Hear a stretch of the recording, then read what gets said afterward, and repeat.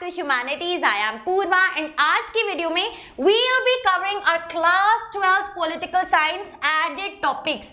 ये ऐसी लिस्ट है, ऐसी PDF है जो CBSE ने खुद प्रोवाइड करी है other than your NCERT. NCERT reading तो हम सबको करनी ही है एग्जाम के लिए, लेकिन साथ ही साथ ये जो एडेड टॉपिक्स है ये हमारे मल्टीपल चॉइस क्वेश्चंस जो एमसीक्यूज है उनके लिए बहुत ज्यादा इंपॉर्टेंट है, एंड जो पैसेज बेस्ड क्वेश्चंस है ये दोनों ही क्वेश्चंस आपके सैंपल पेपर में एडेड टॉपिक से मोस्टली बने हुए हैं. Right, since added topics additional चीज है तो ज्यादा मार्क्स में इसको 2, 4 और 6 मार्कर में अवॉइड करेंगे देना, लेकिन एमसीक्यूज 1 मार्कर और पैसेज बेस्ड मार्कर में इनके आने की बहुत ज्यादा चांसेस है as given in your sample question paper. Right, तो चलिए वन शॉट में कवर करते हैं अपने क्लास 12 पॉलिटिकल साइंस के एडेड टॉपिक्स. तो हमारा सबसे पहला टॉपिक है अरब स्प्रिंग. अरब स्प्रिंग क्या था आखिरकार? द 21st सेंचुरी यानी कि 2000s की शुरुआत witnessed emergence of new developments for democracies and democratization in West Asian countries. Right? तो 2000s में शुरू हुई डेमोक्रेसी के लिए मूवमेंट्स, राइट, उनमें से ही एक इवेंट है Arab Spring. Right, that began in 2009 according to the CBSE PDF. Internet पे आपको 2010 मिलेगा. राइट, क्लियर है? सो ये मैं क्लैरिफाई कर रही हूं ताकि आप कमेंट्स में आके मुझे ना बोलें. Right, so this is the beginning of Arab spring. क्या है ये? एक मूवमेंट है, न्यू डेवलपमेंट हुई डेमोक्रेसीज और डेमोक्रेटाइजेशन की हमें वेस्ट एशियन कंट्रीज में डेमोक्रेसी की मांगे हुई. वेस्ट एशियन कंट्रीज कौन सी है? जो आपकी अरब कंट्रीज हैं, इसीलिए यहाँ पे अरब बोला गया है. अभी आगे देखते हैं. Located in Tunisia. तो रूट्स कहां से शुरुआत हुई अरब स्प्रिंग की? तुनीशिया की. तुनीशिया से. तुनीशिया क्या है? Tunisia is a country in Africa. Right, देखिए ये आपका अफ्रीका है. राइट, अफ्रीका में ये छोटी सी कंट्री, दिस इज तुनीशिया. यहां से शुरुआत हुई अरब स्प्रिंग की. सो वहां पे क्या था? स्ट्रगल अगेंस्ट करप्शन, राइट, भ्रष्टाचार के खिलाफ, बेरोजगारी अनएम्प्लॉयमेंट के खिलाफ और गरीबी पावर्टी के खिलाफ. एक तो इन तीनों मुद्दों के खिलाफ पब्लिक ने, the people over there started a movement. Right, उन्होंने एक प्रोटेस्ट शुरू किया जो एक पॉलिटिकल मूवमेंट में बदल गया. यहां पे एमसीक्यू बनता है that the struggle started in Tunisia turned into dash movement, social movement, religious movement, political movement. So the answer is political movement, क्योंकि उसने political character धारी कर लिया, political character में बदल गई. क्यों? किसकी मांग हुई? डेमोक्रेसी की. और डेमोक्रेसी क्या है? एक political system है, गवर्नमेंट का गवर्न करने का तरीका है. Right, so it turned into a political movement because the people considered the existing problems, ये problems, corruption, unemployment और poverty as outcome of autocratic dictatorship. Autocratic dictatorship क्या है? यानी कि सारी पावर किसके पास थी? एक ही लीडर, एक ही डिक्टेटर के पास सारी पावर थी. उसका जैसे मन चाहे विदाउट एनी कॉन्स्टिट्यूशनल प्रोविजंस वो उस जगह को रूल करता था. राइट, सो अरब स्प्रिंग स्टार्ट कहां से हुआ? तुनीशिया से हुआ इन 2009. किस वजह से? वहां पे क्या हो रहा था? करप्शन, अनएम्प्लॉयमेंट और पावर्टी बहुत ज्यादा बढ़ रही थी, तो लोगों ने आवाज उठाई.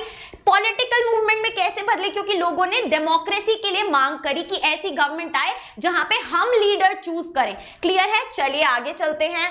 फिर क्या हुआ? Hosni Mubarak, who had been in power in Egypt since 1979, also collapsed as a result of the massive democratic protests. तो अब ये डेमोक्रेटिक की पॉलिटिकल मूवमेंट होने लगी डेमोक्रेसी के लिए कि हमें डेमोक्रेसी चाहिए. तो ये मूवमेंट कहां तक पहुंच गई? इजिप्ट तक पहुंच गई. और वहां पे जो लीडर थे होस्नी मुबारक, जो 1979 से रूल कर रहे थे, एब्सोल्यूट पावर थी उनके पास, उनको भी हटा दिया गया. वो भी, उनका रूल भी कोलैप्स हो गया. राइट, फिर क्या हुआ? In addition the influence of Arab spring could also be seen in कौन कौन सी कंट्रीज में? एमसीक्यू आ सकता है. Yemen, Bahrain, Libya and Syria. Right, clear है? तो इसको हम याद कर लेते हैं बिस्लेरी से, बिस्ली. ठीक है, बिस्ली से. Bahrain, Syria, Libya and Yemen. Bisleri. ठीक है, बिस्ली. Fine. where similar protests by the people led to democratic awakening throughout the region. Democratic awakening का मतलब क्या है कि हमें डेमोक्रेसी की तरफ शिफ्ट करना है, डेमोक्रेसी को लाया जाए हमारी कंट्री में. The demand for democracy that started in Tunisia spread throughout the Muslim-dominated Arab countries in West Asia. Clear है?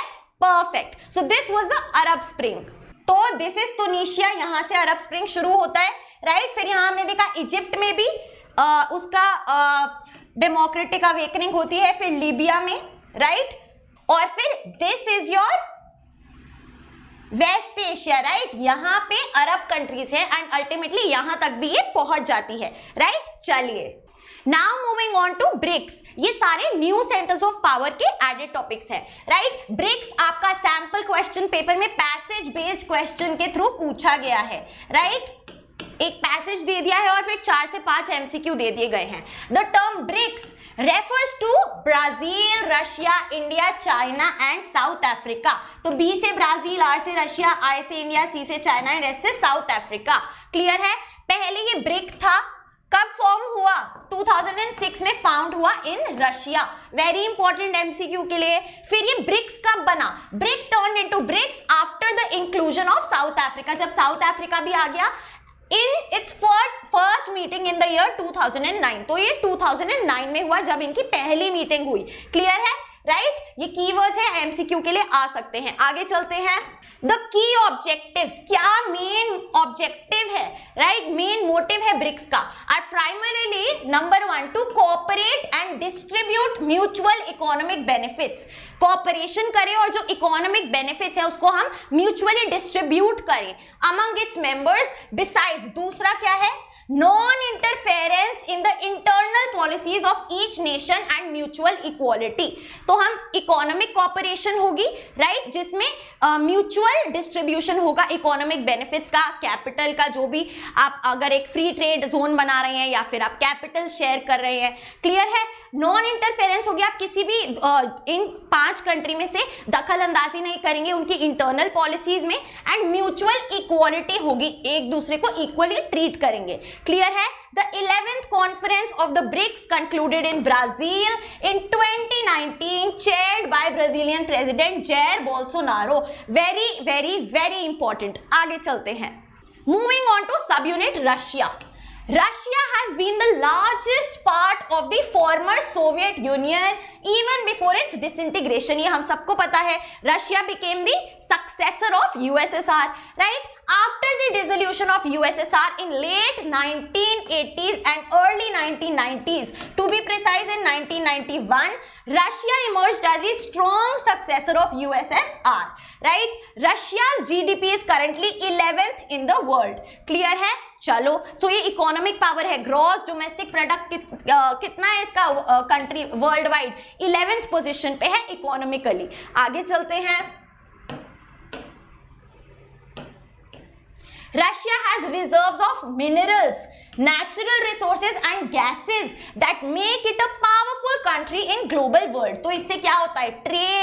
ट्रेड में इंपोर्ट एक्सपोर्ट करती, एक्सपोर्ट बहुत ज्यादा करती है नेचुरल रिसोर्सेज, राइट. इससे क्या होगा? बहुत अच्छे रिलेशंस एस्टैब्लिश होंगे वर्ल्ड वाइड.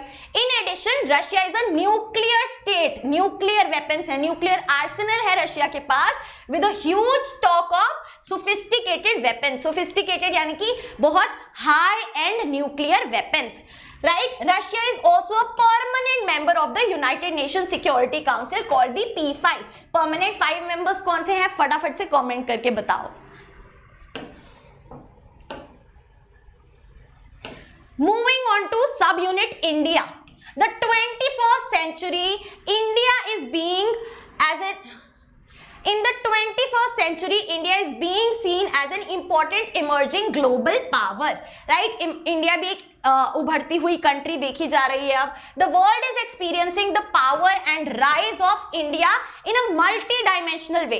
हर तरीके से, चाहे इकोनॉमिक हो, पैसे के मामले में, फाइनेंशियल स्टेबिलिटी के मामले में, कल्चरल डोमिनेंस हो, स्ट्रैटेजिक पोजिशन हो of the country with a population of more than 135 crore is very strong. तो पॉपुलेटेड कंट्री भी है, हर एक डायमेंशन में अच्छा चल रही है. फ्रॉम एन इकोनॉमिक पर्सपेक्टिव, अब इकोनॉमिक पर्सपेक्टिव की बात करते हैं, targeting the goal of $5 trillion economy, a competitive huge market, an ancient inclusive culture with 200 million people of Indian diaspora. Indian diaspora क्या है? जो इंडियन ओरिजिन के लोग हैं लेकिन बाहर जाके, आउट ऑफ द कंट्री जाके अपनी सर्विसेज प्रोवाइड कर रहे हैं, जॉब्स कर रहे हैं, इकोनॉमिकली अपॉर्चुनिटीज वो बाहर सीख कर रहे हैं और बाहर काम कर रहे हैं, स्प्रेडिंग अक्रॉस द ग्लोब. कितना है डायस्पोरा? 200 मिलियन पीपल का, right? impart distinct meaning and salience to India as a new center of power in 21st century. तो क्या क्या बताया गया है? इकोनॉमी हमारी इतनी तगड़ी है, $5 ट्रिलियन, ह्यूज मार्केट है जो कंपेटिटिव नेचर की है, कल्चर इतना बढ़िया है कि 200 मिलियन लोग छाए हुए हैं पूरे वर्ल्ड पे, spreading the culture and the I would say aura of India, right? From a strategic perspective, यहाँ इकोनॉमी की बात करें, अब स्ट्रैटेजिक पर्सपेक्टिव देखें तो the military of India is self sufficient, हमें किसी और की जरूरत नहीं है मिलिट्री एड में. विद इंडिजिनस यानी कि developed in India nuclear technology, making it another nuclear power. India भी भैया न्यूक्लियर पावर है, right? Make in India scheme in technology and science is another milestone of Indian economy, and all these changes are making India an important centre of power in the present world, right? आगे चलते हैं, अब चलते हैं Israel पे. Israel या Israel what ever you call it, shown on the world map with a pointer. बहुत ही छोटी कंट्री है वर्ल्ड मैप पे हम देखेंगे तो, right? Israel has emerged as one of the most powerful nations in the 21st century world in terms of science and technology. Science and tech में बहुत आगे है, डिफेंस में बहुत आगे है, इंटेलिजेंस में और भी आगे है, बिसाइड इकोनॉमी में तो है ही है, राइट? सो इसके मल्टी डायमेंशनल ग्रोथ में क्या क्या है? Science and tech, defence, intelligence and economy. Situated in the middle of the burning politics of West Asian countries, right? Israel has reached to the new heights of global political standing by virtue of its indomitable defense prowess, technological innovations, industrializations and agricultural development. Basically again तारीफ करी गई है कहाँ पे भैया? यहाँ पे middle east की अलग पॉलिटिक्स चलती रहती है, राइट? क्योंकि वो पास में सिचुएटेड है in the middle of the West Asian countries, लेकिन तब भी इजराइल कहाँ में तरक्की कर रहा है? डिफेंस प्रावेस यानी कि डिफेंस पावर बहुत अच्छी है, डिफेंस यानी कि जो वेपन्स हैं, मिलिट्री है, बहुत ज्यादा स्ट्रॉन्ग है, आर्मी है, टेक्नोलॉजिकल इनोवेशंस में आगे है, इंडस्ट्रियल सेक्टर बहुत अच्छा है उसका, और एग्रीकल्चरल डेवलपमेंट भी है. क्लियर है? आगे चलते हैं. Sustaining against adversity is the principle with which a small Jewish Zionist nation, that is Israel, is placed in the contemporary global politics. MCQ बिल्कुल आ सकता है, पैराग्राफ भी आ सकता है, राइट? सो प्रिंसिपल क्या है इजराइल का? Sustaining against adversity. एडवर्सिटी यानी कि जब बुरा समय आए तो उसको कैसे हमें सस्टेन करना है, कैसे निकालना है, कैसे टिके रहना है और उससे लड़ना है, right? Jewish Zionist nation is the religion of this country. Judaism, right? Jewish and Zionist is the movement through which Judaism was established. So Jewish Zionist nation, that is Israel, is placed in the contemporary global politics in general and the Arab dominated West Asia politics in particular, right? So global politics का part तो है ही है, साथ में वो अरब dominated waste Asia की politics का भी पार्ट है. अब चलते हैं यूएन और उसकी ऑर्गेनाइजेशंस पे. तो सब यूनिट है यूनेस्को. इसमें हमें क्या चीजें याद करनी है? Full form, right? Founding year, headquarters and objective. ये चार चीजें आपको पता होनी चाहिए. तो फुल फॉर्म क्या है? United Nations educational, scientific and cultural organisation. Education, scientific and cultural, बाकी आपको याद रहेगा. एस्टैब्लिश्ड ऑन 4 नवंबर 1946, इंडिया के इंडिपेंडेंट होने से 1 साल पहले, या फिर यूएन के एस्टैब्लिश होने से 1 साल बाद, राइट? हेडक्वार्टर कहाँ है? पेरिस, फ्रांस में, right? UNESCO is a special body of the UN whose main objective क्या है? टू प्रमोट, बहुत ईजी है, नाम पता है तो ऑब्जेक्टिव आप खुद बना लोगे, to promote education, natural science, society and anthropology, culture and communication, इसी को एक्सपैंड करके लिख दिया है। During past several years the special work done by UNESCO has been, क्या क्या इनिशिएटिव्स लिए हैं, टू प्रमोट लिटरेसी, पढ़ाई लिखाई को प्रमोट करना, technical and educational training provide करना, एंड इंडिपेंडेंट मीडिया बनाना all across its member nations. Simple, आगे चलते हैं। Next organisation is UNICEF. UNICEF का क्या फुल फॉर्म है, the United Nations International Children's Emergency Fund. तो यहाँ पे सी से है चिल्ड्रंस, यहाँ से इमरजेंसी और ये फंड, ठीक है। कब एस्टैब्लिश हुआ, सिमिलरली 1946 में, ठीक है। तो यूनेस्को यूनिसेफ दोनों 1946 में, right, by the UNGA as a body whose main task, क्या है main objective, to collect emergency funds for children, इसी को एक्सपैंड करके लिख दिया है, and to help in that development work all across the world. Simple, right. Apart from this UNICEF helps and encourages the works that promote children's health and better life in all parts of the world. अब children के लिए ही अलग अलग dimensions में, अलग अलग aspects में, चाहे हेल्थ हो गया, एजुकेशन हो गया, आपका हेल्थ हो गया, एजुकेशन हो गया, राइट, तो उसी को प्रमोट करता है। With its headquarter in New York, united states. तो हेडक्वार्टर कहाँ है, न्यूयॉर्क में है, right. UNICEF has been working successfully in almost all 193 countries of the world. आगे चलते हैं। ILO, international labour organisation, very easy to remember, ठीक है। फाउंडेड इन अक्टूबर 1919, याद रखना है 1919। तो ये आप देख लो कि जब फर्स्ट वर्ल्ड वॉर खत्म हुई उसके बाद, फर्स्ट वर्ल्ड वॉर कब से कब तक थी, 1914 से 1918 तक। सो 1919 में लेबर की कंडीशंस के लिए ये बना दिया, ठीक है। हेडक्वार्टर कहाँ है, जेनीवा, स्विट्जरलैंड में। Is a body of the United Nations which aims to promote efficient conditions, अच्छी कंडीशंस हो, ऑफ सोशल जस्टिस, जहाँ पे भेदभाव ना हो एक वुमेन और मेन में in working arena, right, and work for workers through international labour standards, ऐसे स्टैंडर्ड रूल्स निकाले जाएं जो एक मतलब स्टैंडर्ड प्लेस कर दे कि इससे बुरा बिल्कुल नहीं होना चाहिए at the global level. Clear है। So in addition there is an incentive for women and male workers to engage in productive work and to create safety, parity and self-respectful conditions for them at the workplace.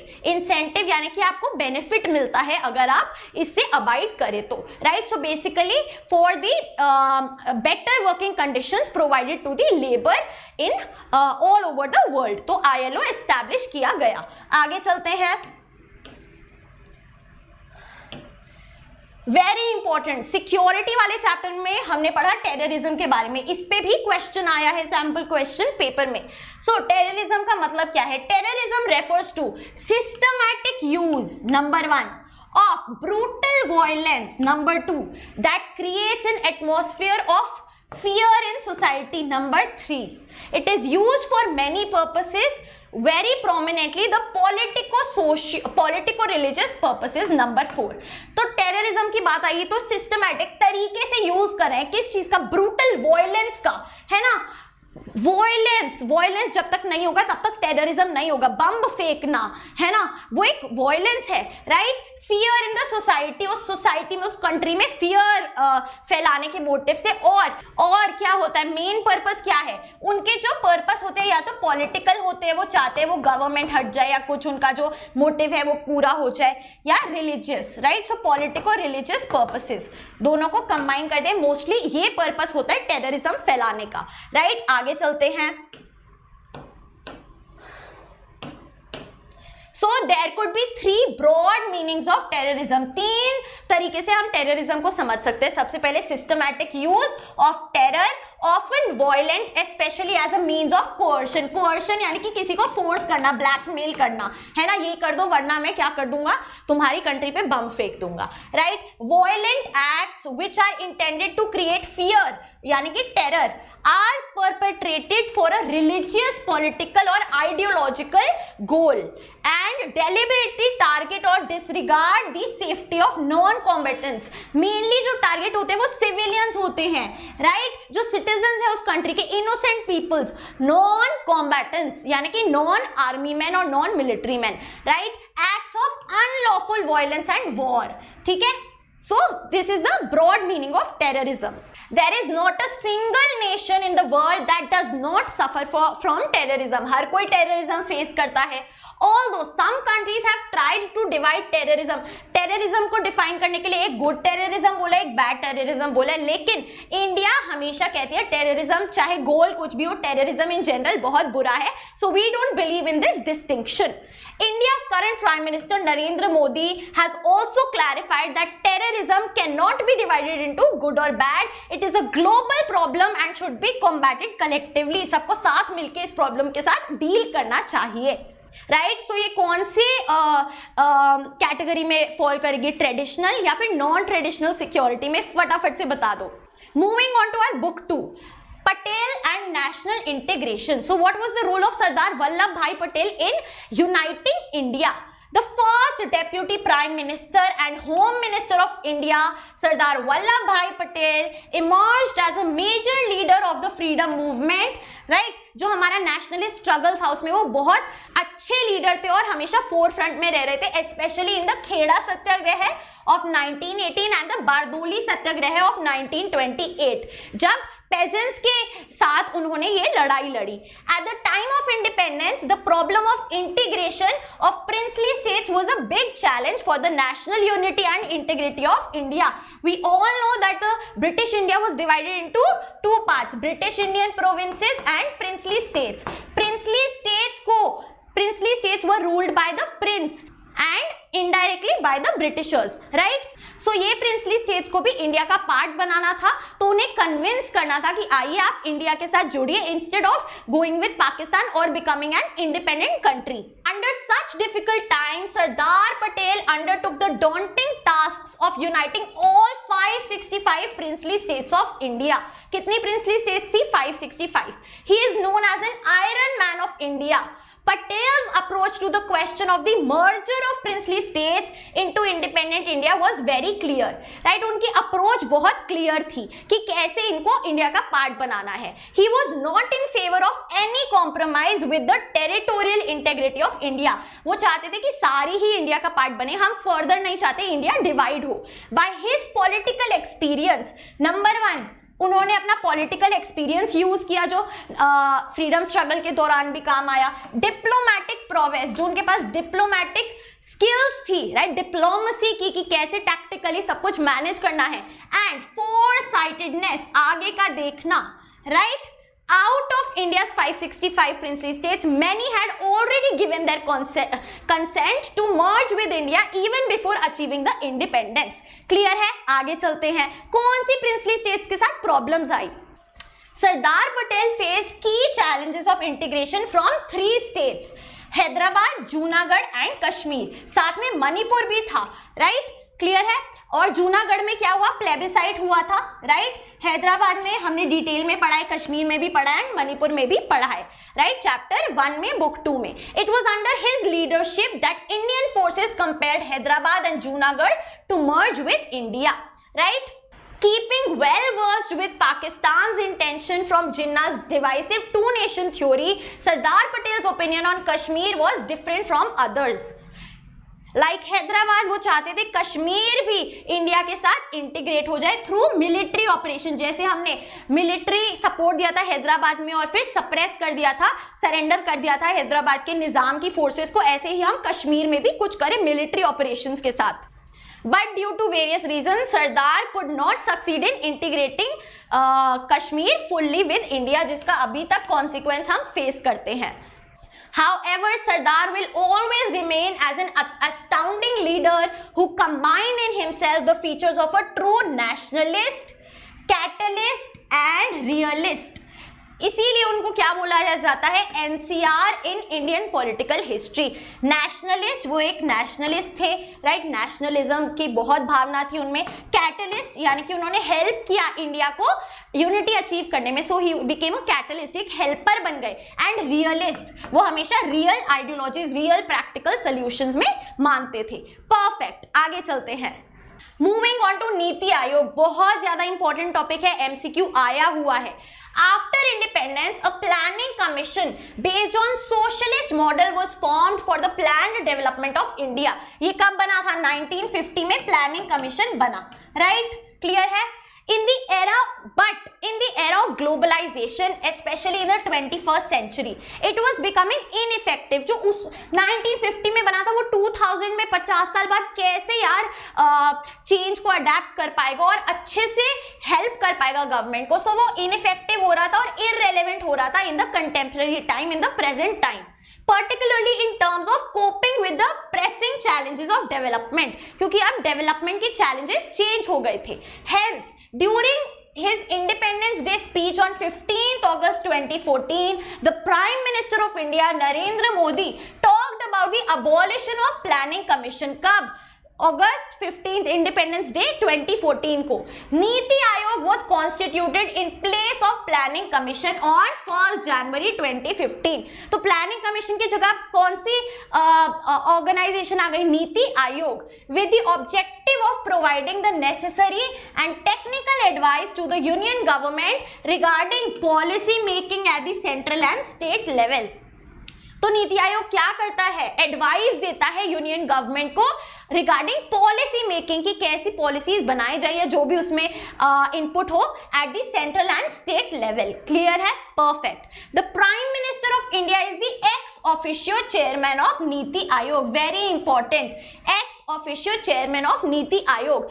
X officio मतलब just because he is the prime minister, वो already इस position के तहत वो इसके chairman बन जाते हैं, राइट?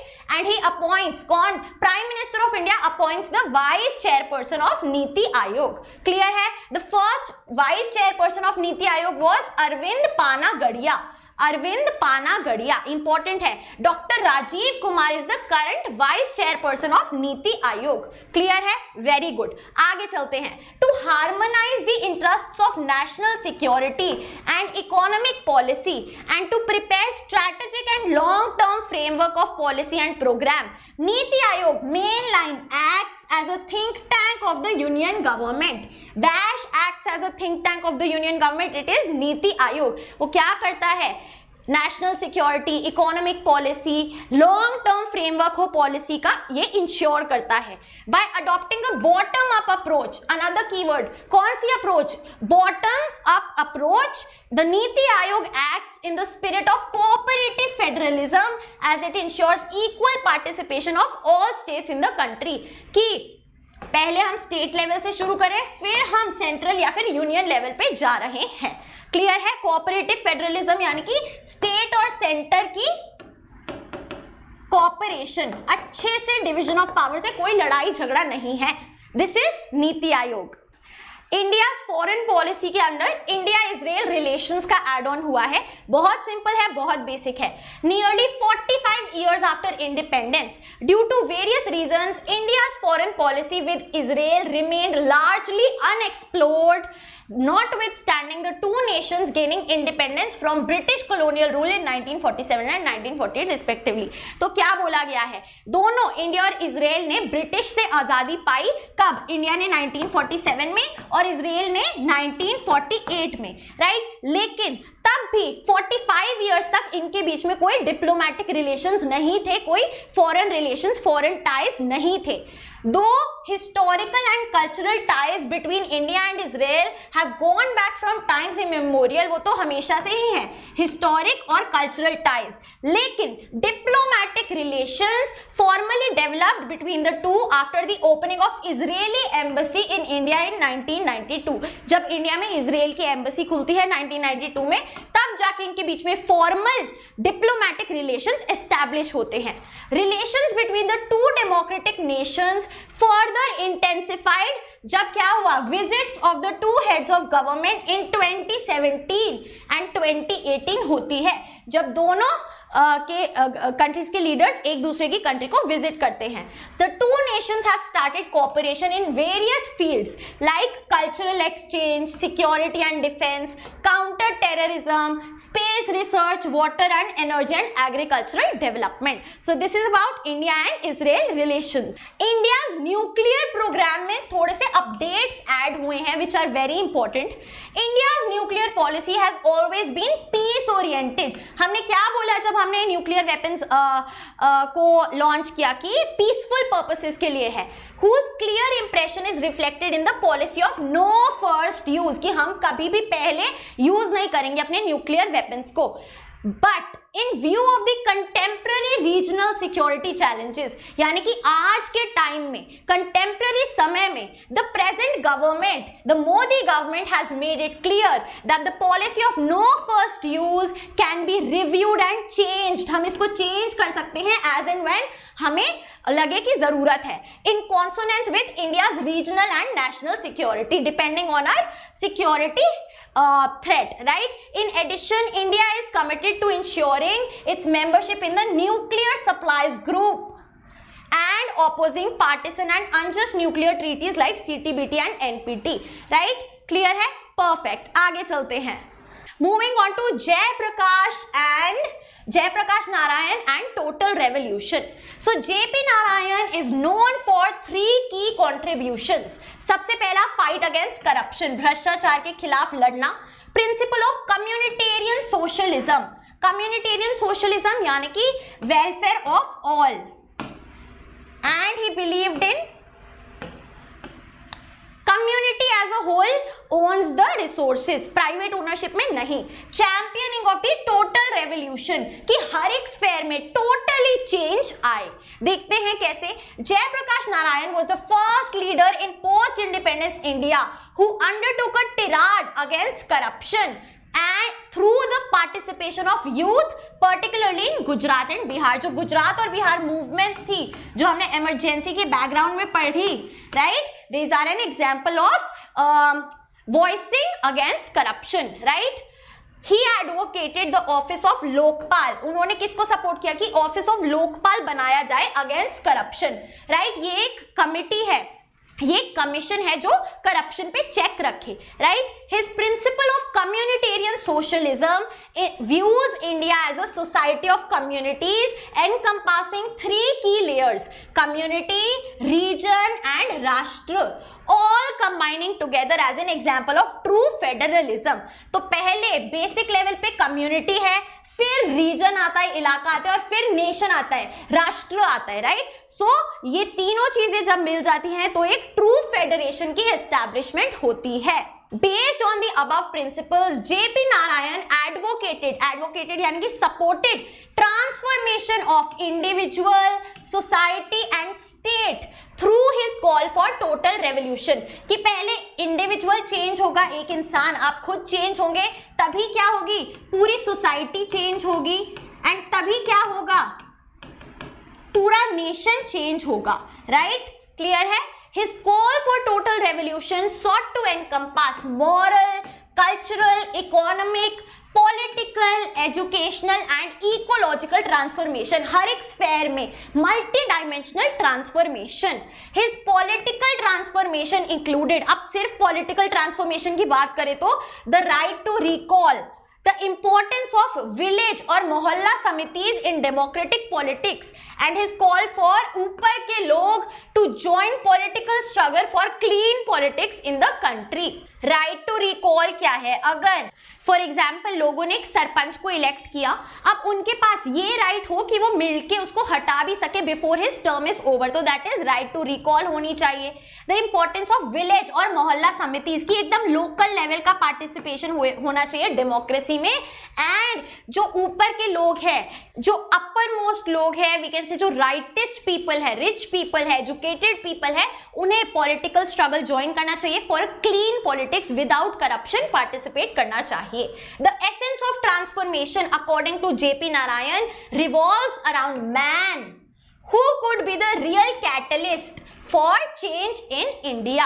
राइट हम खुद चेंज होंगे तभी तो ऑल ओवर चेंज आएगा. Be the change that you want to see in the world. Right चलिए आगे चलते हैं. अब चलते हैं राम मनोहर लोहिया एंड सोशलिज्म पे. राम मनोहर लोहिया कौन थे? Ram Manohar Lohia has been one of the main proponents of socialism in India. Socialism एक ऐसी आइडियोलॉजी है जो welfare of all में believe करती है, especially the downtrodden sections of the society. He championed the idea of democratic socialism while associating his socialism with democracy. तो socialism को democracy के साथ mix कर दिया. Lohia considered both capitalism and communism equally irrelevant for Indian society. जैसे हमने ये US और यूएसएसआर के मॉडल को नहीं अडॉप्ट किया, एक मिक्स्ड इकोनॉमी अडॉप्ट करी, वैसे ही his principle of democratic socialism has two objectives. The economic objective in form of food and housing and the non-economic objective in form of democracy and freedom. right? तो सबके पास basic necessities होनी चाहिए और basic human rights जो हम बोले या फिर पॉलिटिकल राइट्स जो हम बोले, राइट, डेमोक्रेसी एंड फ्रीडम होनी चाहिए according to Ram Manohar Lohia. So Lohia advocated चाओ बुर्जा राजनीति in which he opines 4 pillars. चाओ यानी कि 4 है ना, 4 4 pillars, 4 burj, right, of politics as well as socialism. सबसे पहला सेंटर, फिर रीजन, फिर डिस्ट्रिक्ट एंड फिर विलेज. राइट, तो पहले विलेज है यहाँ, फिर डिस्ट्रिक्ट लेवल आता है, फिर रीजन आता है और फिर सेंटर आता है. Right, all are linked with each other. Giving consideration to affirmative action. Affirmative action यानी कि पॉजिटिव स्टेप्स लीजिए, पॉजिटिव पॉलिसीज बनाइए, कुछ करिए, चुप मत बैठिए. फॉर एग्जाम्पल हम क्या करते हैं, विमेन को रिजर्वेशन प्रोवाइड करते हैं पॉलिटिकल स्फेयर में, 1/3 seats are reserve for women. Right, clear है. तो ये क्या है, एक अफर्मेटिव एक्शन है, एक पॉजिटिव स्टेप लिया है हमने उस रिगार्ड में. Lohia argued that the policy of affirmative actions should not only be for the downtrodden but also for the women and the non religious minorities. समझे बात? चलिए, based on the premise of democratic socialism and चाओ बुर्जा राजनीति, Lohia supported a party for socialism as an attempt of merging all political parties. वो चाहते थे कि सारी पार्टीज मिलके एक पार्टी ऑफ सोशलिज्म बना लें. The party of socialism according to Lohia should have 3 symbols. Number 1 spade, prepared to make efforts, जो कि दर्शाता है.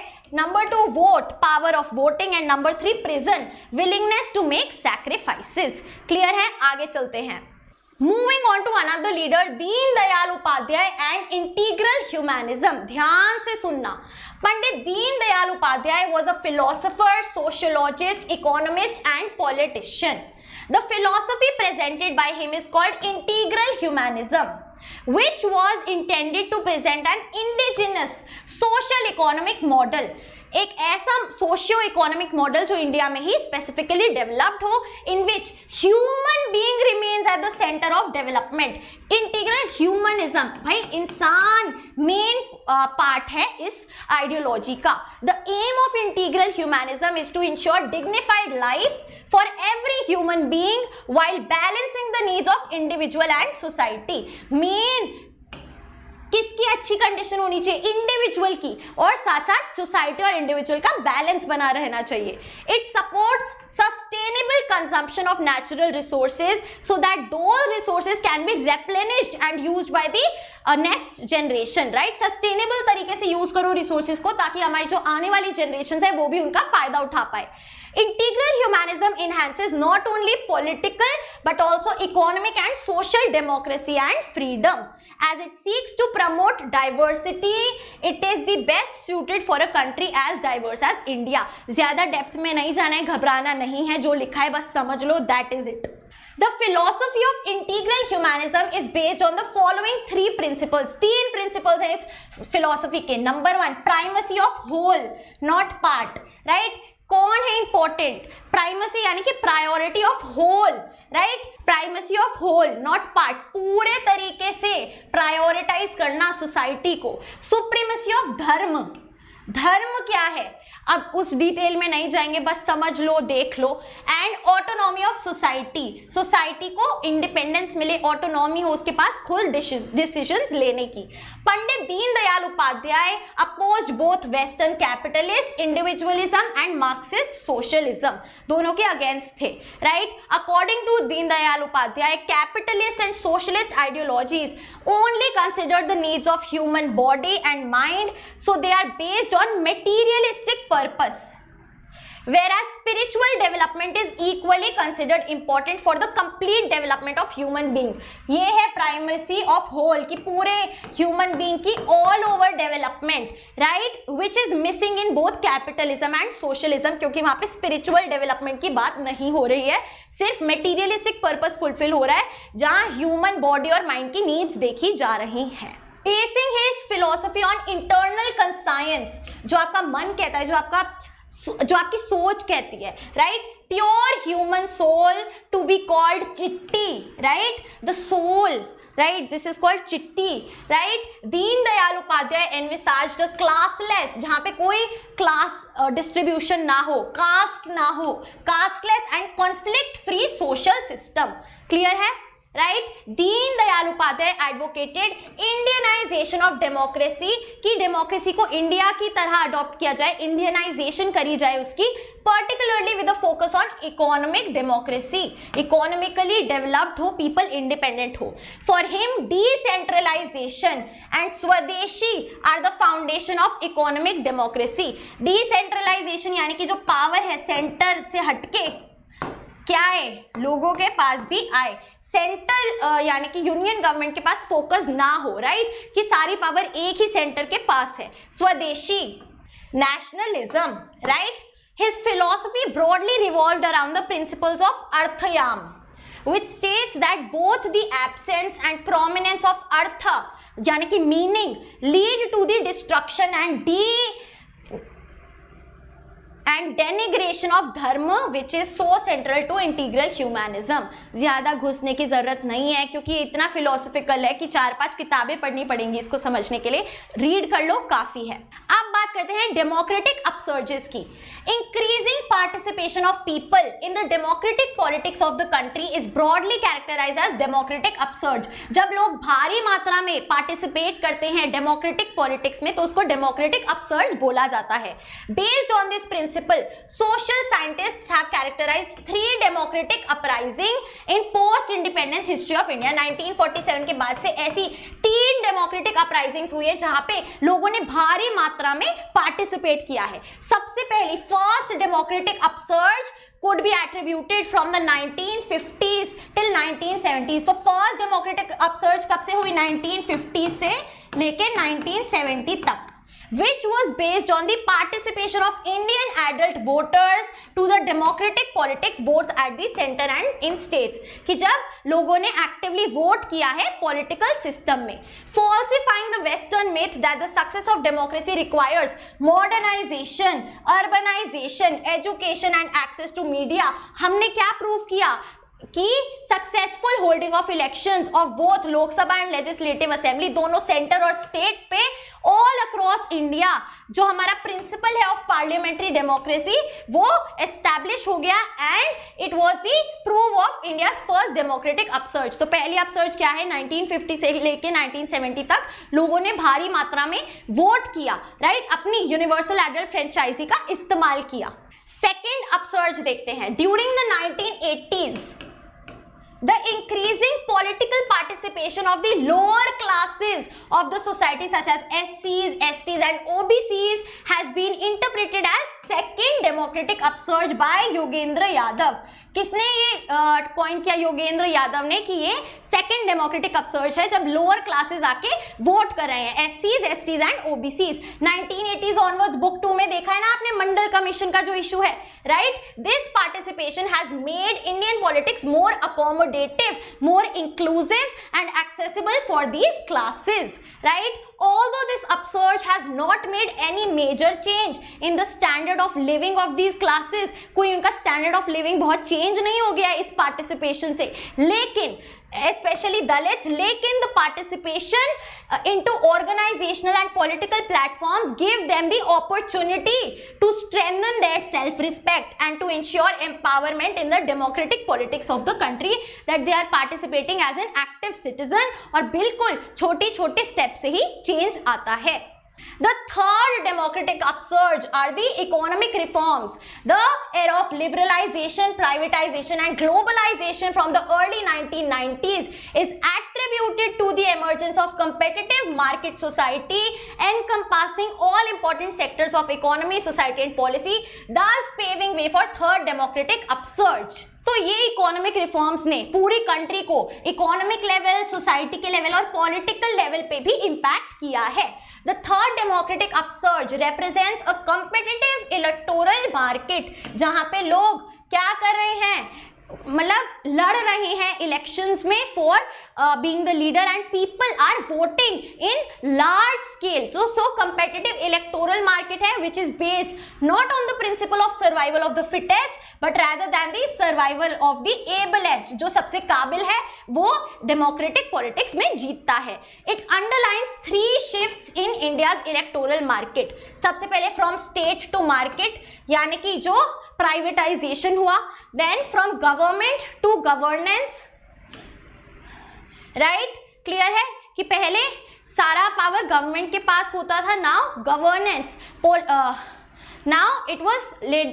now it had to govern, governance, the ability to govern. Power लोगों के पास है, गवर्नमेंट के पास नहीं.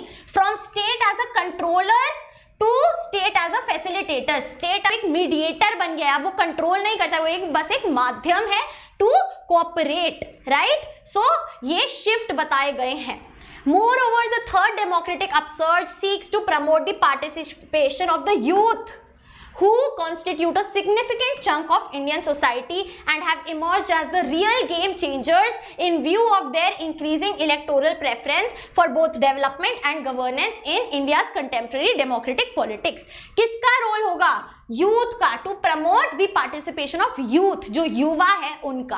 अब चलते हैं कश्मीर इशू पे. रीजनल एस्पिरेशंस में जो हमने पढ़ा उसका थोड़ा सा लेटेस्ट आपको इंफॉर्मेशन देते हैं. Since it's integration with union of India, Kashmir has remained one of the burning issues in post independence India.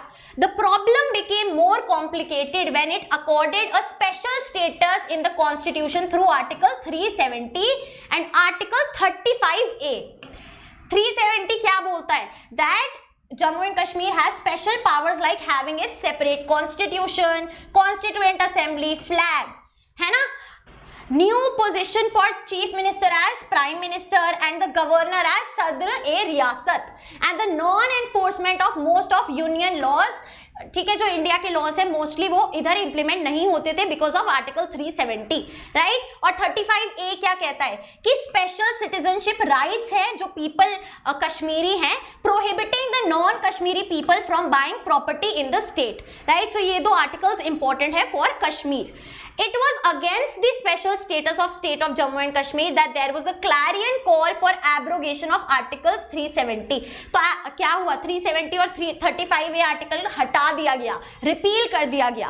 Others equated article 370 and 35A as constitutionally recognized separatism, कि कॉन्स्टिट्यूशन में लिखा है और ये सेपरेटिज्म बेसिकली प्रमोट करते हैं, Jammu and Kashmir को India से बहुत अलग सेग्रीगेट कर देते हैं. It was against this backdrop that current NDA government presented the Jammu and Kashmir reorganization bill in Rajya Sabha on 5th August 2019 for the abolition of Article 370 and 35A from Kashmir, which was passed by a majority. The bill was passed by Lok Sabha on 6th August 2019 after the President's assent. On 9th August 2019, sections 370 and 35A were repealed and Jammu and Kashmir got divided into 2 union territories of Ladakh and Jammu and Kashmir. Latest जो हुआ ये वो है. Moving on to last chapter, उसमें क्या updates है? The Bharatiya Janata party led by prime minister Narendra Modi got an absolute majority in the Lok Sabha elections held in May 2014 and after nearly 30 years of independence, 30 years in Indian politics, a strong government with absolute majority was established at the center. Though called NDA-3, the BJP-led coalition of 2014 was largely different in predecessor coalition governments. क्यों था वो NDA-1 और NDA-2 से अलग? Where the previous coalitions were led by one of the nationalist where the previous coalitions were led by one of the national parties, the NDA-3 coalition was not only led by a national party, but it was also dominated by BJP with an absolute majority of its own in Lok Sabha. तो ये फर्क था, पहले सिर्फ वो coalition था लेकिन majority नहीं थी पार्टी में, यहाँ पे majority आ गई. It was also called a surplus majority coalition. In that sense, a major transformation could be seen in the nature of coalition politics, which could be seen from one party-led coalition. पहले one party-led coalition से अब one party dominated coalition. आई बात समझ में? चलिए. The 2019 Lok Sabha elections, the 17th since independence. 17th elections की बात करें, 17th जनरल इलेक्शंस की, once again brought back BJP led NDA, जिसको एनडीए 4 बोला गया. तो एनडीए 3 2014 वाली, एनडीए 4 2019 वाली government to the centre of power by winning more than 350 seats of 543.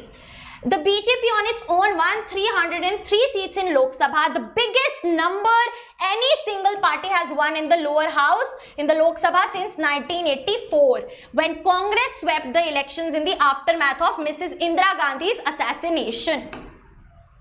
Based on the tumultuous success of the BJP in 2019, social scientists have started equating the contemporary party system with the BJP system. जैसे पहले Congress system था, अब क्या चल रहा है? BJP system चल रहा है, where an era of one party dominance like the Congress system has once again started appearing in the democratic politics of India.